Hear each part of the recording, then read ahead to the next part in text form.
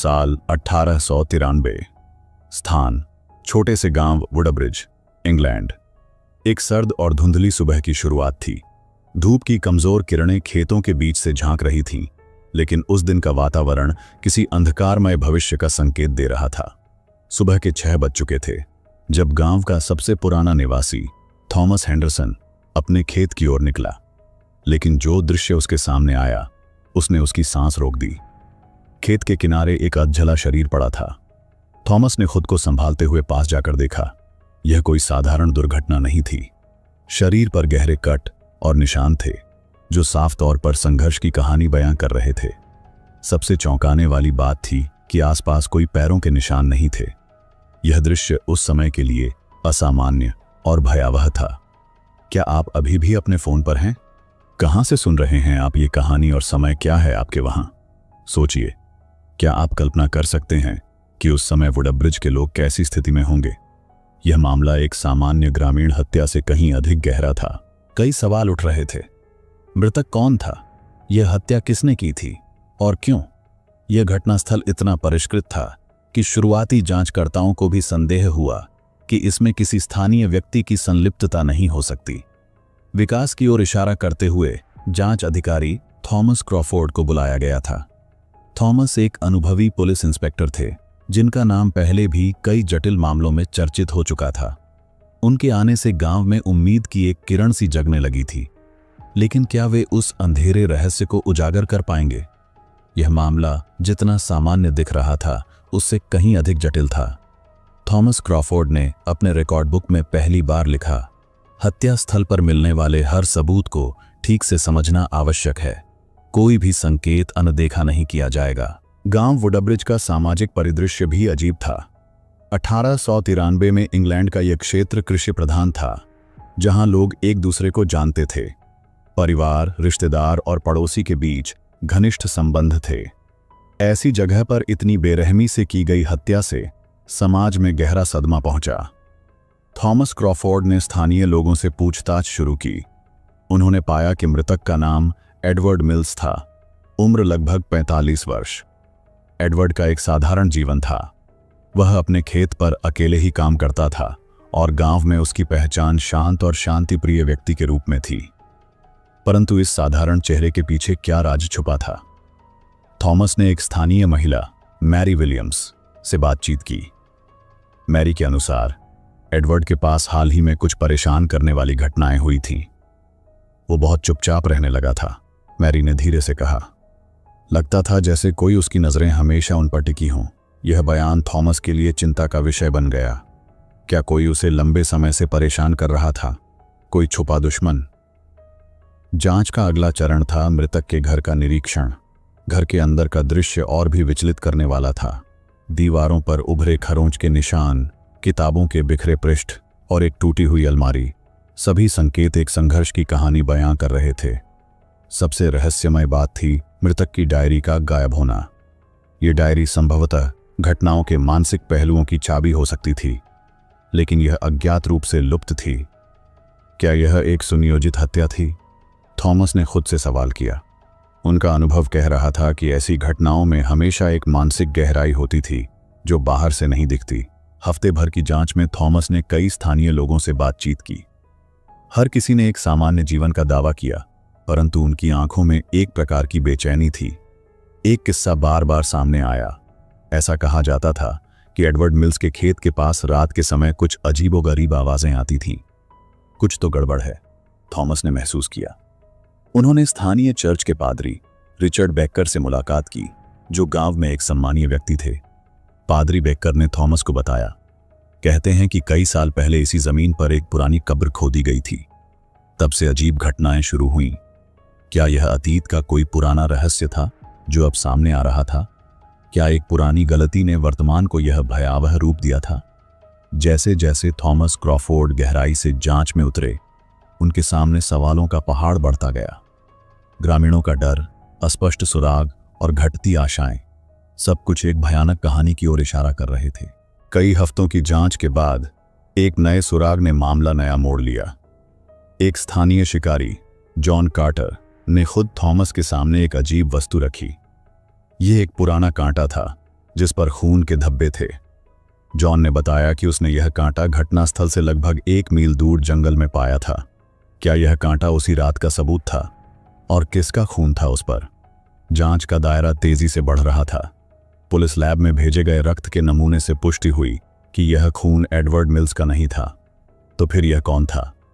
कहीं यह सुराग तो मुख्य संदिग्ध की तरफ इशारा नहीं कर रहे थे, या फिर यह एक जानबूझकर रखा गया भ्रामक संकेत था ताकि पुलिस भटक जाए? इतना सा ही बताया जा सकता है इस समय। अगले भाग में हम आगे बढ़ेंगे और जानेंगे कि यह केस कैसे और गहराता गया। भाग 2।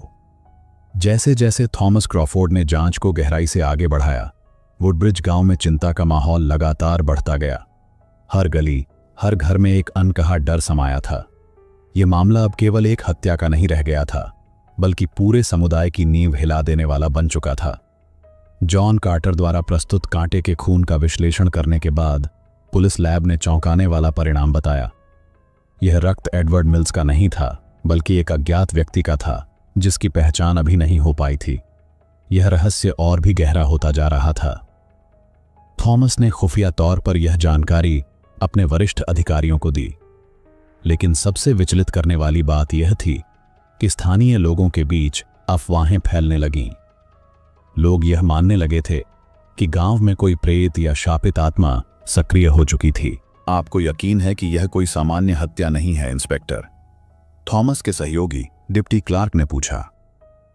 सुनो क्लार्क, थॉमस ने गंभीर स्वर में कहा, कोई भी घटना इतनी परिष्कृत रूप से नहीं घटती। इसमें निश्चित रूप से एक मानसिक गहराई है। हम जिस डायरी की खोज कर रहे थे वही चाबी हो सकती है। तभी गांव के एक वृद्ध व्यक्ति हेनरी स्मिथ ने थॉमस से संपर्क किया।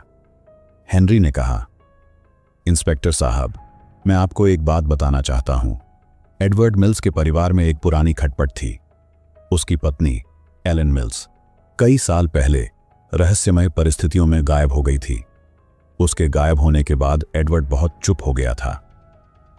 एलन मिल्स की रहस्यमय गायब होने की घटना, जो वर्षों पहले हुई थी, अब एक नए प्रकाश में उभरने लगी थी। क्या इसका एडवर्ड की हत्या से कोई संबंध था?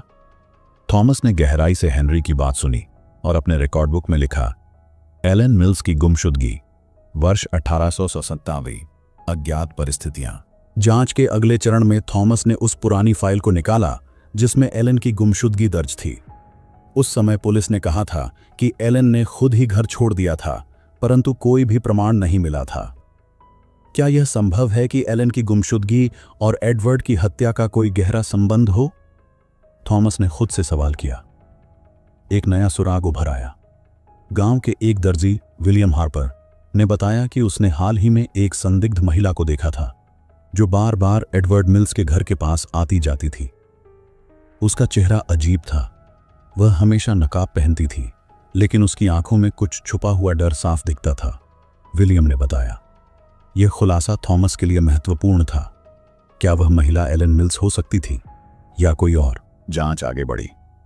थॉमस ने स्थानीय तहसील में पुराने रिकॉर्ड खंगाले। उन्हें एलन मिल्स की शादी से लेकर उसके गायब होने तक की हर छोटी बड़ी जानकारी मिली। पता चला कि एलन और एडवर्ड की शादी शुरू में बहुत खुशहाल थी, लेकिन धीरे धीरे उनकी जिंदगी में तनाव बढ़ने लगा। पड़ोसियों के बयानों से पता चला कि एलन का व्यवहार कुछ अजीब हो गया था। उसने गांव में घूमने वाले कुछ संदिग्ध व्यक्तियों से संपर्क बढ़ा लिया था। एलन मिल्स के अतीत में कुछ गहरा राज छुपा था जो अभी तक उजागर नहीं हुआ था, थॉमस ने लिखा।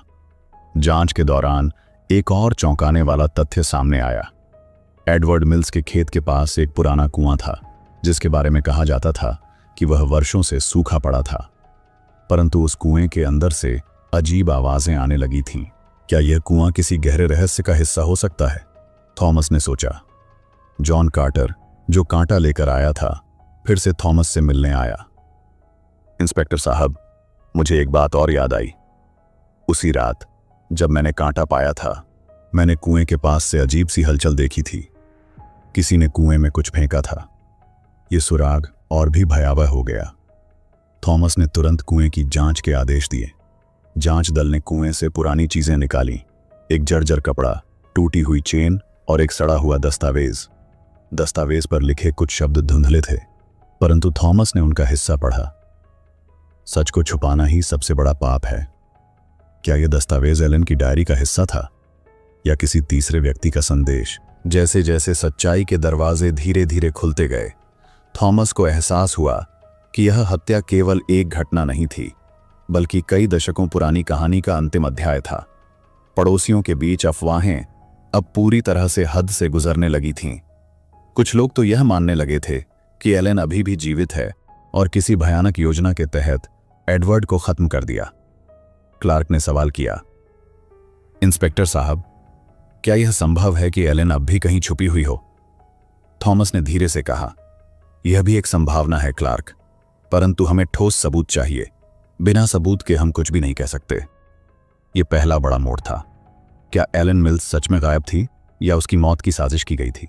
आखिरी बात जो हम अभी कह सकते हैं वह यह है कि थॉमस क्रॉफोर्ड और उसकी टीम अब एक ऐसे रहस्य के बीच में फंसी थी जो अतीत और वर्तमान को जोड़ रहा था। अगले भाग में हम जानेंगे कि जांच कैसे एक अनपेक्षित मोड़ पर पहुंची और कौन से नए रहस्य उजागर हुए। भाग 3। जांच की गहराई में उतरते हुए थॉमस क्रॉफोर्ड ने अपनी टीम के साथ मिलकर एलन मिल्स के पुराने रिश्तेदारों और परिचितों से बातचीत शुरू की। हर एक व्यक्ति से मिलने पर एक नया पहेली का टुकड़ा मिल रहा था, परंतु कोई भी ऐसा सबूत नहीं था जो पूरी कहानी को जोड़ पाता। सबसे पहले थॉमस ने एलन की छोटी बहन मैरी मिल्स से मिलने का निर्णय लिया। मैरी एक साधारण गृहिणी थी जो गांव के उत्तर भाग में एक छोटा सा घर चलाती थी। थॉमस ने उसे बड़े ध्यान से सुना। एलन बहुत समय से परेशान थी, मैरी ने धीमे स्वर में बताया। वह अक्सर घर से बिना बताए निकल जाया करती थी। कभी कभी ऐसे लोग उससे मिलने आते थे जिनके बारे में मैंने कभी सुना नहीं था। माँ हमेशा कहती थी कि हमें सतर्क रहना चाहिए। मैरी की आंखों में एक तरह का डर और दर्द था। थॉमस को महसूस हुआ कि एलन की जिंदगी में एक छुपा हुआ संकट था। क्या आपको याद है कि एलन के गायब होने से पहले कुछ खास हुआ था? थॉमस ने पूछा। मैरी ने हिचकिचाते हुए कहा, वह एक दिन बहुत उदास लग रही थी। मैंने उसे रोते हुए देखा था, लेकिन जब मैंने पूछा तो उसने कुछ नहीं कहा। बस अगले ही दिन गायब हो गई। इस बातचीत ने थॉमस को और भी गहराई में जाने के लिए प्रेरित किया। उसके पास अब एक सिद्धांत था। एलन की गुमशुदगी और एडवर्ड की हत्या में निश्चित रूप से एक गुप्त कड़ी थी। जांच को आगे बढ़ाते हुए थॉमस ने एक और महत्वपूर्ण दस्तावेज खोजा। यह दस्तावेज एडवर्ड मिल्स के बैंक खाता विवरण का था, जिसमें लगातार बड़ी रकम जमा हो रही थी। यह रकम किसका था और क्यों जमा हो रही थी? अचानक थॉमस की नजर एक पुराने लेटर पर पड़ी जो एलन ने लिखा था। लेटर का पन्ना फटा हुआ था, पर उसमें लिखा था, सच को उजागर करना मेरे लिए मौत से भी खतरनाक है। एडवर्ड नहीं समझता कि मैं क्या जान गई हूं। यह स्पष्ट था कि एलन के पास कुछ ऐसा रहस्य था जिसे उजागर करने से पहले ही छुपा दिया गया। क्या एडवर्ड ने अपनी पत्नी को चुप करा दिया? थॉमस ने खुद से सवाल किया। जैसे जैसे सवाल बढ़ते गए, थॉमस की टीम ने गांव के चर्च से एक पुराना बही खाता पाया। उसमें दर्ज था एक अनजान नाम, थॉमस रेनॉल्ड्स। यह नाम उस समय का कोई प्रभावशाली व्यक्ति था जिसकी आज तक कोई सही जानकारी नहीं मिल पाई थी। एक स्थानीय पुरोहित ने बताया, थॉमस रेनॉल्ड्स हमेशा छुप कर चलता था। गांव में उसके बारे में कई अफवाहें थीं। लोग कहते थे कि उसके साथ कुछ गहरे रहस्य छुपे हैं। इस पर थॉमस ने कड़ा ध्यान दिया। क्या थॉमस रेनॉल्ड्स का एलन की गुमशुदगी से कोई संबंध था? उसके बाद थॉमस ने पुलिस फाइल्स में एक अनदेखा साक्ष्य पाया, एक संदिग्ध बयान जो उस समय दर्ज नहीं किया गया था। इसमें एक महिला ने बताया था कि उसने एलन को गांव के किनारे स्थित जंगल में जाते देखा था। वह अकेली थी, उसके कदम डरे हुए थे, वह बार बार पीछे मुड़कर देख रही थी। महिला का बयान था। थॉमस के मन में एक नई कल्पना उभरने लगी। क्या एलन ने खुद को जंगल की गहराई में छुपा लिया था, या वहां कुछ और था जिसे वह छुपाना चाहती थी? जैसे जैसे दिन बीतते गए, गांव में अफवाहें और भी विकराल हो गईं। लोग यह मानने लगे थे कि एलन का भूत गांव में भटक रहा है। एक पुराने कालीन व्यापारी ने तो यह तक कह दिया, अगर आप रात के समय उस जंगल के पास जाएं तो आपको उसके चीखने की आवाजें सुनाई देंगी। थॉमस ने इन अफवाहों को एक तार्किक नजरिए से निहारते हुए कहा, हमें केवल तथ्यों पर ध्यान देना है। अफवाहें केवल ध्यान भटकाने का एक तरीका हो सकती हैं। अगले सप्ताह थॉमस क्रॉफोर्ड और उसकी टीम ने जंगल की खुदाई की योजना बनाई। उन्हें उस जगह पर विशेष ध्यान देना था जहां महिला ने एलन को जाते देखा था। खुदाई के दौरान एक अजीब वस्तु मिली, एक पुराना जर्जर बक्सा। उस बक्से में थे एक सड़ा हुआ चिथड़ा कपड़ा, कुछ टूटे हुए गहने और एक मुरझाया हुआ दस्तावेज। दस्तावेज पर लिखा था, मुझे इस सच्चाई से बचना चाहिए था, अब कोई भी नहीं जान पाएगा। थॉमस ने दस्तावेज को ध्यान से पढ़ा और उसे सुरक्षित रखने का आदेश दिया। उसके हाथ कांप रहे थे। क्या यह दस्तावेज एलन की अंतिम पंक्तियां थीं? क्या इन पंक्तियों में छुपा था वह रहस्य जिसे उजागर करने से पहले मिटा दिया गया था?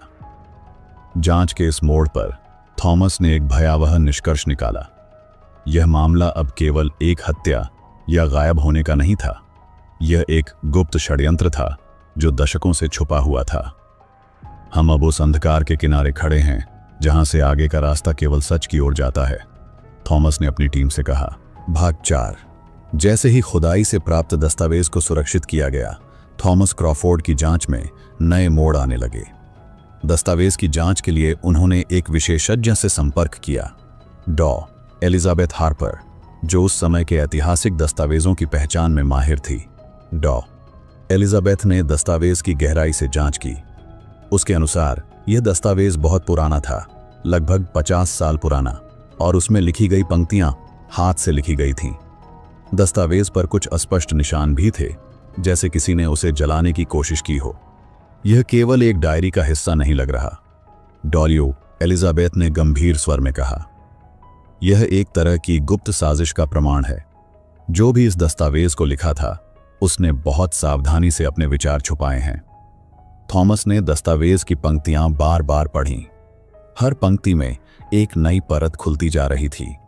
एक नाम बार बार उभरता रहा, थॉमस रेनॉल्ड्स। इतना स्पष्ट था कि थॉमस रेनॉल्ड्स केवल एक अफवाह नहीं था, बल्कि इस कहानी की एक गहरी जड़ था। थॉमस क्रॉफोर्ड ने रेनॉल्ड्स के बारे में अधिक जानने की ठानी। पुराने अभिलेखों में खोज करने पर पता चला कि थॉमस रेनॉल्ड्स उस समय एक अमीर जमींदार था। उसकी संपत्ति और राजनीतिक प्रभाव बहुत बड़ा था, लेकिन उसके बारे में गांव में हमेशा एक डर बना रहता था। कई लोगों ने उसे भ्रष्टाचार और अंधेरे सौदों में शामिल होने का आरोप लगाया था। एक पुराना अखबार भी मिला जिसमें लिखा था, थॉमस रेनॉल्ड्स की छिपी हुई जिंदगी, एक अमीर आदमी की दोहरी पहचान। अखबार के अनुसार रेनॉल्ड्स की संपत्ति में कई अजीब लेन देन हुए थे, जिनकी जांच कभी पूरी नहीं हो पाई थी। क्या थॉमस रेनॉल्ड्स ने एलन और एडवर्ड के साथ कुछ भयंकर किया था? थॉमस क्रॉफोर्ड ने खुद से सवाल किया। जैसे जैसे थॉमस ने गहराई से खुदाई की, उसे रेनॉल्ड्स का एक पुराना रिकॉर्ड मिला जिसमें लिखा था, गोपनीयता और स्थायी निष्पादन। यह वाक्य जैसे एक चेतावनी बनकर खड़ा था। इतना ही नहीं, थॉमस को एक अज्ञात गवाह का बयान भी मिला। गवाह ने कहा था कि उसने एक बार रेनॉल्ड्स को गांव के किनारे एक अंधेरी रात में एलन मिल्स के साथ बात करते हुए देखा था। उनकी बातें बहुत गंभीर थीं। एलन बहुत डरी हुई थी। रेनॉल्ड्स का चेहरा बिना भाव के था, गवाह ने दर्ज किया था। थॉमस ने इस सबूत को लेकर गहराई से सोचा, क्या यह बैठक किसी समझौते की थी या फिर धमकी की शुरुआत? वहीं दूसरी ओर पुलिस ने एडवर्ड मिल्स की हत्या से जुड़ा एक और महत्वपूर्ण सबूत पाया, एक पुराने टेलीग्राम की प्रति जिसमें लिखा था, आपकी गुप्त बात अब सुरक्षित नहीं, सब कुछ उजागर हो जाएगा। यह टेलीग्राम एडवर्ड को भेजा गया था, परंतु भेजने वाले का नाम गुम था। थॉमस ने समझा कि यह टेलीग्राम उसी षड्यंत्र की कड़ी हो सकती थी जो धीरे धीरे खुल रही थी। 1 महीने बाद थॉमस ने गांव के पुराने स्कूल मास्टर से भी बात की। मास्टर ने बताया, एलन बहुत बुद्धिमान और समझदार लड़की थी, परंतु उसकी आंखों में हमेशा एक गहरा भय रहता था। वह अपने घर के बाहर भी बहुत सतर्क रहती थी। मास्टर की यह बात थॉमस के मन में नए सवाल उठाने लगी। क्या एलन को अपने परिजनों पर भी शक था? क्या वह खुद से बचने की कोशिश कर रही थी? जांच का सबसे बड़ा मोड़ तब आया जब थॉमस क्रॉफोर्ड को एक गुप्त डायरी मिली। यह डायरी एलन की थी। उसमें एलन ने खुद अपनी उलझनों और डर के बारे में विस्तार से लिखा था। मुझे यह नहीं समझ आ रहा कि मैं किस पर भरोसा कर सकती हूँ। हर कोई मेरी राह में रोड़ा बन रहा है। थॉमस रेनॉल्ड्स का असर मेरे जीवन पर अंधेरे की तरह बढ़ता जा रहा है। अगर मैं अब चुप रह गई तो मेरा अंत निश्चित है। इस डायरी ने मामले को एक नए आयाम पर पहुंचा दिया। एलेन न केवल अपने जीवन की लड़ाई लड़ रही थी, बल्कि वह उस गुप्त षड्यंत्र के खिलाफ भी आवाज उठा रही थी जिसने उसकी जान लेने की साजिश रची थी। क्या थॉमस क्रॉफोर्ड इस गूढ़ रहस्य की तह तक पहुंच पाएगा? क्या एलेन मिल्स के असली दुश्मन का चेहरा उजागर होगा? जांच अब चरम पर पहुंच चुकी थी, पर सच अभी भी छुपा हुआ था। जैसे ही थॉमस क्रॉफोर्ड ने एलेन मिल्स की डायरी को ध्यान से पढ़ना जारी रखा, एक डरावना सच धीरे धीरे उभरने लगा। डायरी के पन्नों पर एलेन ने बार बार यही लिखा था, मुझे अब समझ आ गया है कि थॉमस रेनॉल्ड्स मेरे परिवार को तबाह करने की साजिश रच रहा है। लेकिन उसके इरादे सिर्फ संपत्ति हड़पने तक सीमित नहीं हैं। यह एक गहरा मनोवैज्ञानिक खेल है। हर कदम पर उसके पास मेरी कमजोरी की जानकारी थी। डायरी में एक विशेष दिनांक लिखा था, 14 अगस्त 1897। उस दिन का जिक्र करते हुए एलेन ने लिखा था, आज मैंने रेनॉल्ड्स से आखिरी बार बात की। वह बहुत चुप और भयावह था। उसके शब्द मानो मेरी आत्मा को छलनी कर रहे थे। मुझे डर है कि मेरे पिता एडवर्ड की मौत इसी योजना का हिस्सा थी। थॉमस क्रॉफोर्ड को अब पूरा यकीन हो गया था कि थॉमस रेनॉल्ड्स ने एलेन और एडवर्ड दोनों को निशाना बनाया था। लेकिन उसके पीछे की असली वजह क्या थी? अगले ही दिन थॉमस ने थॉमस रेनॉल्ड्स के पुराने हवेली का दौरा किया। हवेली में वह वीरान थी, परंतु हर दीवार पर उस समय के संघर्ष और रहस्य छुपे थे। हवेली के तहखाने में एक पुराना ट्रंक मिला। ट्रंक खोलने पर उसके अंदर कई पुराने दस्तावेज, फोटो और एक भयंकर चित्र मिला। चित्र में एक अजीब प्रतीक बना था जो प्रतीत होता था किसी गुप्त संगठन से संबंधित था। एक दस्तावेज पर लिखा था, संपत्ति का हस्तांतरण केवल चयनित सदस्य के लिए, इसके अलावा हर हस्तक्षेप निषिद्ध। यह स्पष्ट था कि रेनॉल्ड्स किसी छुपी हुई गुप्त संगठन से जुड़ा था जिसका उद्देश्य संपत्ति पर कब्जा जमाना और विरोधियों को खत्म करना था। जांच के अंतिम चरण में थॉमस को रेनॉल्ड्स का पुराना खत मिला। खत में लिखा था, एलेन और एडवर्ड को खामोशी से हटाना मेरी आखिरी चाल होगी। इतिहास इन्हें कभी नहीं माफ करेगा। मेरा नाम गुम रहेगा, पर मेरा प्रभाव सदियों तक रहेगा। थॉमस क्रॉफोर्ड ने इस खत को अपने रिकॉर्ड में दर्ज कर लिया। उसके मन में एक ही सवाल था, क्या रेनॉल्ड्स की साजिश अब उजागर हो जाएगी? अगले ही सप्ताह पुलिस ने थॉमस रेनॉल्ड्स के खिलाफ साक्ष्य इकट्ठा कर आरोप पत्र दाखिल किया। लेकिन अचरज की बात यह थी कि रेनॉल्ड्स का कोई भी प्रत्यक्ष प्रमाण नहीं मिला। केवल दस्तावेज और डायरी जैसी अप्रत्यक्ष बातें थीं। वकील ने दावा किया, कोर्ट में केवल अटकलें और पुराने दस्तावेज से साबित नहीं किया जा सकता कि थॉमस रेनॉल्ड्स दोषी है। फैसले का दिन आया। अदालत में दोनों पक्षों ने कड़ी बहस की, लेकिन अंत में जज ने फैसला सुनाया। प्रमाणों की कमी के कारण थॉमस रेनॉल्ड्स को निर्दोष माना जाता है। इस फैसले ने पूरे गांव को झकझोर दिया। लोगों का विश्वास न्याय व्यवस्था पर टूट चुका था। थॉमस क्रॉफोर्ड ने भी गहराई से महसूस किया कि कभी कभी सच उजागर नहीं होता। समय बीतता गया। थॉमस रेनॉल्ड्स ने अपने जीवन के बाकी दिन अपने हवेली में अकेले बिताए। उसकी छवि हमेशा रहस्य और अंधेरे के साथ जुड़ी रही। एलेन मिल्स की डायरी को बाद में एक संग्रहालय में रखा गया ताकि आने वाली पीढ़ियां यह समझ सकें कि कैसे एक व्यक्ति की हिम्मत ने गुप्त षड्यंत्रों को सामने लाने की कोशिश की थी। अंत में थॉमस क्रॉफोर्ड ने खुद से यह सवाल किया, क्या सच केवल प्रमाण से ही तय होता है, या कभी कभी उसका अस्तित्व केवल हमारी यादों में ही सुरक्षित रहता है?